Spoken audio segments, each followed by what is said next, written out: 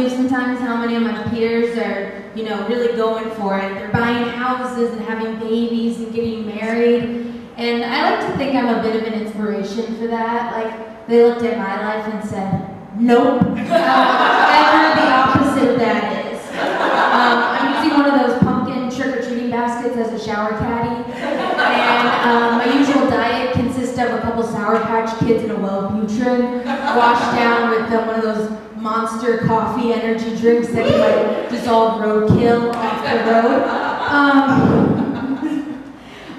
It wasn't like I was always like this. As a kid, I had the personality of a Labrador with heartworm disease. Happy-go-lucky, but harboring a devastating diagnosis that was going to wreck me once I hit adolescence. It's not all that. I work in hospice care. And the reason I tell you that is because I'm around a lot of nurses. And I had one tell me the other week I have the veins of an anaconda.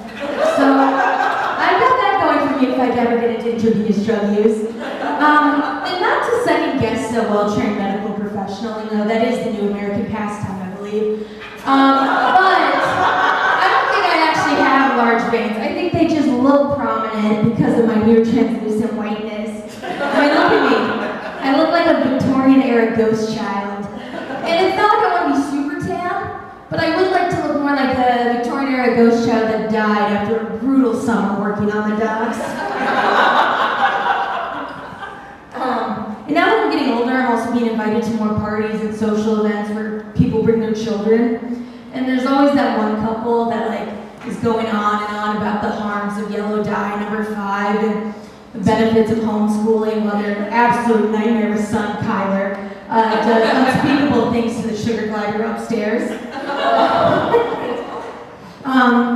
When I really feel oldest is when I'm distributing my medication into my pill organizer on Sunday nights. I get a nursing home patient named Mancala.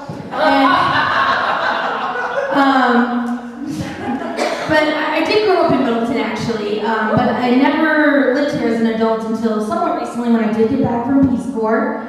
I thought, my youth development work would really catch the eye of a nice white savior, virtue signaler, HR recruiter in Madison. The type that has the humankind Depot bumper sticker, but still locks their car door when a person of color walks by.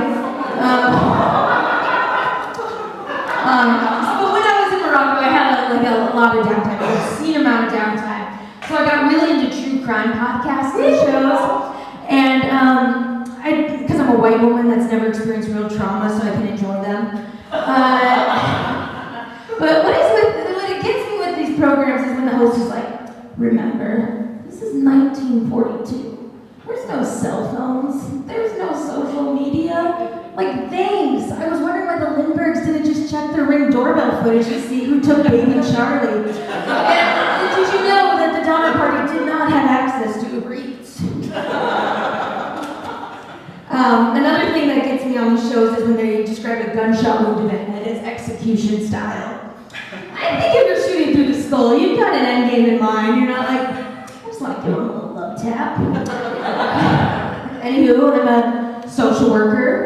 I don't trust mental health professionals because I am a mental health professional. I went to school with mental health professionals and I work with mental health professionals. But hospice is good. I enjoy hospice, because there's only so much misdirection I can inadvertently push a client towards in that amount of time. 6 months or less, and you want most major insurances to cover it. But before that, I had another social work job where I was working at Tellurian, the rehab center. Looks of you, some of you are very familiar. No judgment. The only difference between me and my clients there was that I was a betting liar and had a Hello Kitty keychain hanging from my backpack. Oh, and when I was eating there with my clients dealing with substance use issues, alcoholism, I'd love to end every session well, I gotta run, guys, but I'll see you at happy hour later, right? It killed every time, and that everyone, including me, wanted to kill me. So I'm not the most professional, not the most responsible person. Someone opened up a credit card in my name, and I started to intervene until I realized